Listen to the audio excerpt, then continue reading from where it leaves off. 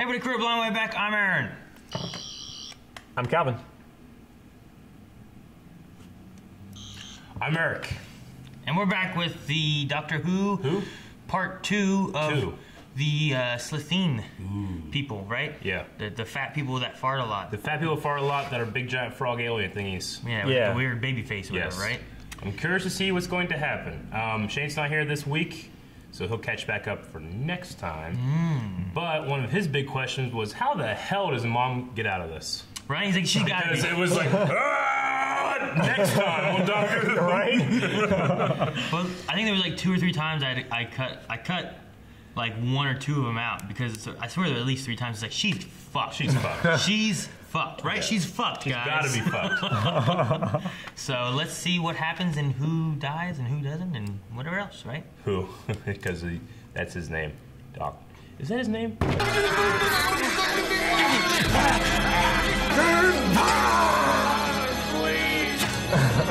Oh, it started. Deadly to humans, maybe. He's Yoda.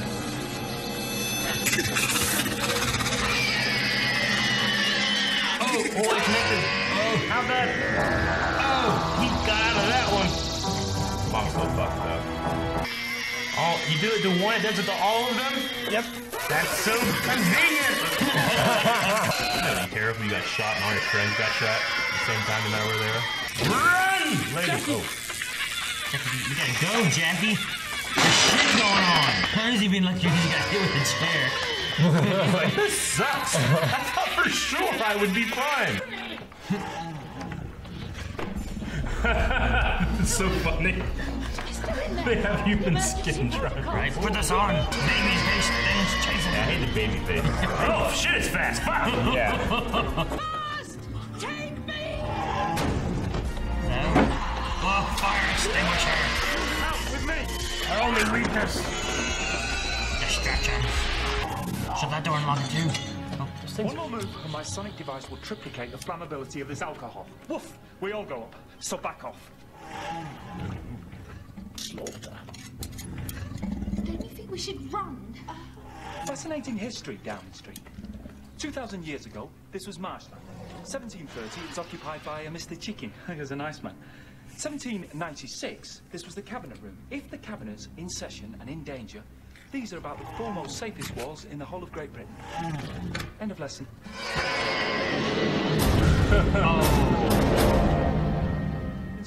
They'll never get in.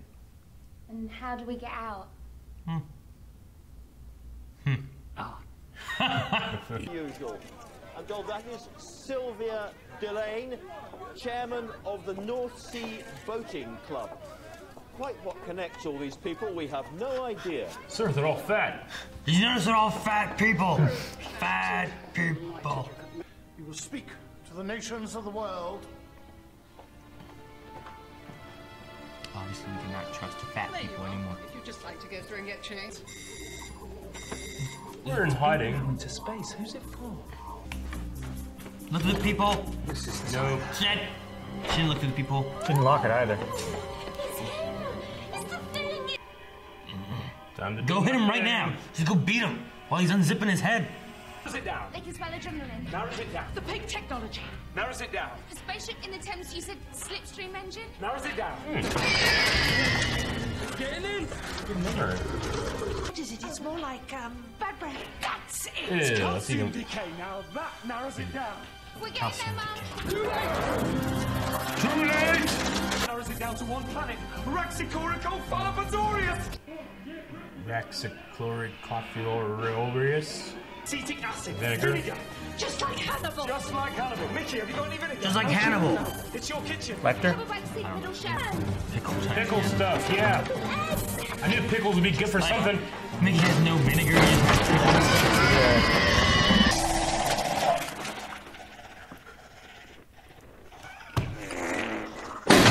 Oh! Yeah! Reaction was so good. It's like, boom! Baby face. So they explode. Release the defense codes. And the Slitheen go nuclear. But why? Shit! No, oh, shit! Release the missiles. But not into space, because there's nothing there.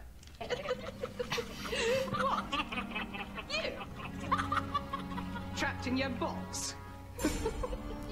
Yes. Me.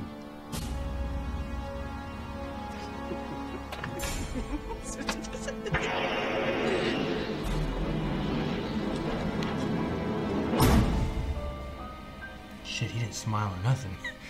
Yeah. Humanity's first interplanetary war.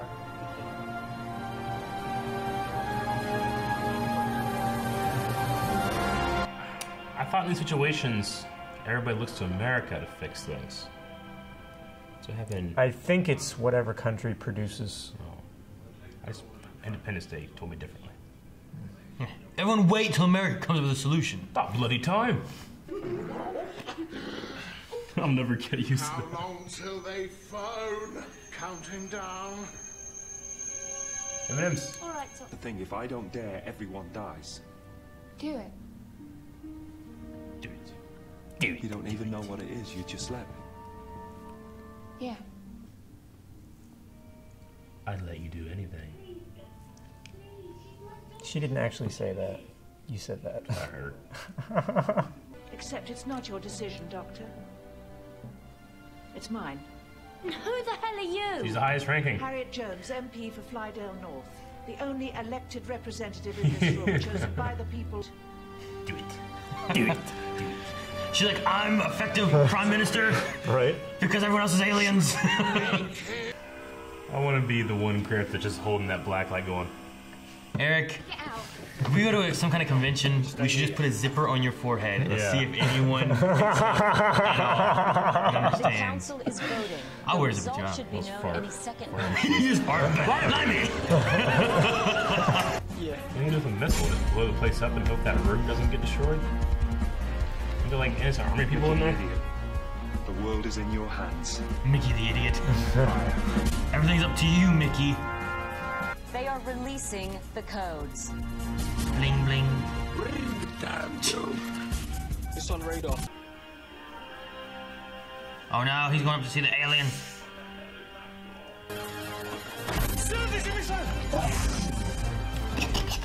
Sorry.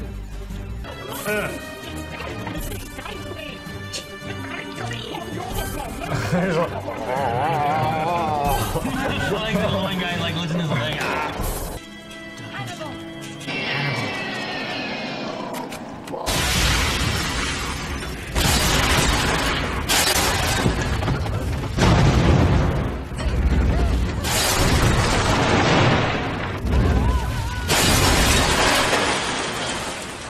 Doctor just blew a bunch of aliens with a cruise missile. Look at that place. It's leveled. They're fine. They got the one damn cabinet. Oh no, that's the walls, I guess, right there. Yeah. Yeah, that's the big It's old. like falling That's the in. cabinet Harriet room. Jones, go on, tell the news. Someone's got a hell of a Who? job sorting this The stuff news. No, like, No. like who? MP Flydale North. out. Even got a... I'd vote for you. Now don't be silly. Is that how he remembers her? Those cottage hospitals are in for a lot of good things. Prime Minister, elected for 3 successive terms, the architect of Britain's golden age. Nice. God bless the human race. We blew the fuckers up. We fucked them. They tried to fuck us. We fucked them. We didn't even need the U.S. Yeah. There's plasma storm brewing in the Horsehead Nebula. Fires are burning 10 million miles wide. I could fly the TARDIS right into the heart of it, then ride the shockwave all the way out. Hurtle right across the sky and end up anywhere. Your choice. Big fucking line. Yeah. He just fucking hangs up. Goodbye. Ride the wave of a million dying stars. He made her mind up. Left her mom again. Well, New Year's Eve. Does it? she could be back. This poor woman. Okay, she's still there. Okay. Just watching the TARDIS. Good lad. He made it. Bad wolf. There you go. Beat it. Your room. No chance. He's liability. I'm not having him on board. We'd be dead without him. My decision is final. Sorry. She just accepts it. So she doesn't fight for him. 10 seconds would have passed. just 10 seconds. So stop worrying. See you in know, 10 a year. seconds time. I mean, he's been wrong. In all of it. 10 seconds. Just not coming back. 10 seconds.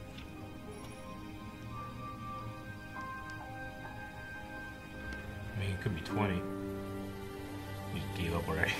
What if it comes back like right now?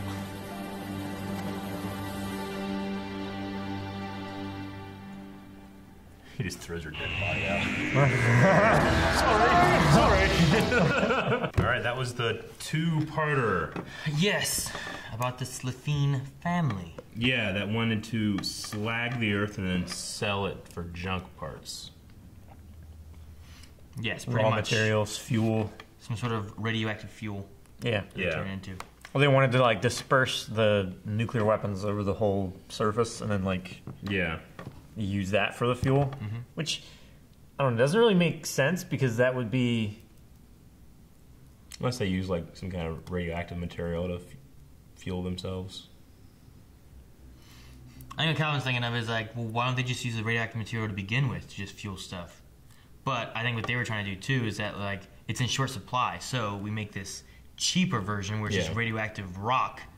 They can still fuel themselves, but not as long, and we just keep selling them that. Because they need it, rather than giving them a big chunk that they can't afford because it's got to be cheap. Or maybe you can sell things off for a lot more money if there's no inhabitants. It's like, you can buy this planet. There's a lot of people there, though, so you got to deal with that. Or, hey, here's this planet with all these resources for the take. no people, you know? And there's Yeah. there may be a few charred skeletons. It's like when I bought my house, I could have paid, like they paid to get rid of the termites. Oh, you know? okay. Yeah. Or I could have bought it and, you know, all the little stuff that they fixed. You know, they fixed that before I bought it. You were like, when I bought my house, they got rid of the people that were there first. Or I could have saved some money, but just I killed would have them. had to take care of the people. Or lived with them or something. I'm like, where are we going with this, Eric? Yeah. No. Termites. They're all family. So the human race are termites in your analogy. Like the zipper thing. I know this is a science fiction show and it doesn't really matter, but like, does it go like... Yeah, because how the hell do they get out of that little head hole? Right. I mean, I guess they have the device on their neck. Yeah, It's they're the- compressing. But like, do they come out like... compression fields. Yeah. And they kind of do. I guess. Well, the only thing we saw was like when they did this, and then the one time we saw the lady like continue going around last episode. Yeah. So like it has to just be like the top of it just flops off, and it just like, and they just stretch it. Skin's pretty stretchy. Yeah. You know? It's not that stretchy. It's pretty stretchy, especially whenever you get the right fat gaseous combination. Apparently. Did you ever hear that, I think it was Ronald Reagan's speech, he talked about, like, when he was talking about the differences we have in different countries, like, if we ever were faced with an alien threat, all of these things would go away and we would be a united front. I remember thinking, like when I heard that speech, being like, it's a really cool but weird thing for a president to have said, you know? And it's made me think of that with the whole, we gotta come together and fight these fucks. But that was the plan. Yeah, I see that. Usually people unite against whatever. Like if something's threatening the world, like, well, the world better unite and take it out. Yeah, I mean, you wouldn't want to be that one country that let the world die because you didn't want to stand up and. But we need you because you have all Yeah. this stuff. But I mean, think about how think about how the country was right after 9/11. Yeah. I mean, everybody had a flag sticker on their car, and everybody was, you know, there was no, well, we have our rivals across the river or something like that. It was America first. You know what I'm saying? So once you're attacked like that, and those little problems go away. Like if aliens showed up to Hatfield and McCoy's, probably would work together to fight them. Fucking Toby Keith singing songs. You know what I'm saying? The doctor said, you won't believe in something right in front of you, but you do believe in something invisible. What was he talking about with that? Just like mysticism or spirituality? Probably a religion type thing. Religion stuff, stuff. you know? Well, we're notoriously skeptical. Like if we see something in front of us that appears to be so real, we're like, no, that's got to be fake, right? Yeah. But then we see like a magician pull off a like a sleight of hand or something like that, and they're like, "Oh my gosh, he did real magic! It's right in front of me." Yeah. I took it to the religion standpoint. Yeah. For me initially, being like, well, you believe in something that's invisible, like because you know, like all the God type things, like oh, they believe in this God or this God, and it's like, well, you can't see it, but you just believe it's real. Yeah. But then you look at an alien and you're like, that's fake. Maybe just talking about the power of belief in general. Like, yeah. I think he was talking about like the mothership or whatever that was supposedly overhead. Like the UN believed them, and there was no proof of it. Well, yeah, but if they believed in that, then shouldn't they believe that there's aliens that are real? Yeah, it was describing the alien hoax. I think like in terms of the power of belief, then people that believe in things they can't see, they will hold those beliefs. But something that they do see, like, well, no, there's no aliens. It's more likely that it's a hoax than there are actual aliens. So their belief in that thought made it more believable as a hoax, I guess, right? That's kind of worse. That's pretty much all I have. That's pretty much all I have. Do you got anything? I like in this episode that like Mickey actually does something as opposed to like the last time we saw him, he was always like cowering and hiding, and becoming a trash plastic man. Yeah, and even in the first part, like he didn't really do anything. But in this one, like he came in and hit an alien with a chair, and hacked the military from his he was listening, doing Commodore some stuff, 66. Yeah, so I like that he was actually doing some stuff there. Yeah, the end was interesting too because like Mickey didn't want to go, but then when Rose asked him, the doctor took the blame. Yeah, he didn't want to seem like a pussy. He let himself be the bad guy so that Mickey could save face. Yeah, he's being a wingman. Yeah, he's being a bro. Which is interesting since he was calling him Ricky and all this other stuff, and not Mickey the Idiot. Yeah, he still called him Mickey the Idiot and stuff. Yeah, Mickey the Idiot. But he said it. The world's up to you. Yeah, yeah. So, and then they need to make a movie where like it's a U.S. movie, but like everything relies on like Sweden. Sweden has to save the day. The Swedish are coming for the plan. It's about bloody time. Yeah. Or I guess if it's American, about fucking time. Like Calvin's kind of right. It's like, yeah, it kind of depends on whatever country's kind of making it. They're the ones that have to save the day. You know? Yeah. Like if China's doing it, some U.S. doing it, you know, whatever. But I want to see a movie where like it's like a U.S. made or UK made, but like it's up to Canada, you know, or something like that. That'd be fun. So, what would be the most embarrassing country to be saved by? North Korea. Would probably be the best one, right? Like we all, like, oh my gosh, he actually is supreme leader. Greenland. Antarctica would be pretty. There's just penguins there. So like, the penguins have to save us. I know, right? That would be pretty embarrassing. Like they're not even sentient, right? So if this was an alien hoax, like, isn't all of the main leaders dead? Like the prime minister's dead. Everybody's dead. Lots of deaths. Yeah. So alien hoax. What actually happened? To kill off. What's the official story? I don't know. Maybe their story was that there was an alien hoax just involved to try to kill off leaders and shit. Was there a terrorist attack with that missile? What was that? Yeah, right. That was shot from a submarine. How do you explain that? How do you explain the Big Ben? Yeah. Like, how do you explain all these things in a way that, like, hey, it's a hoax.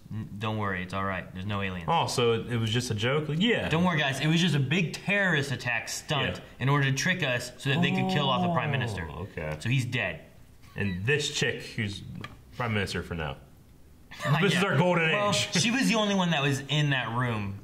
She was the highest ranking official to make the decision. Yeah, in that room. Yeah. Like elected official. So there might still be other officials out there. So she could have just been. Well, the only reason that they couldn't get anybody else is because they said the city was in gridlock because of the.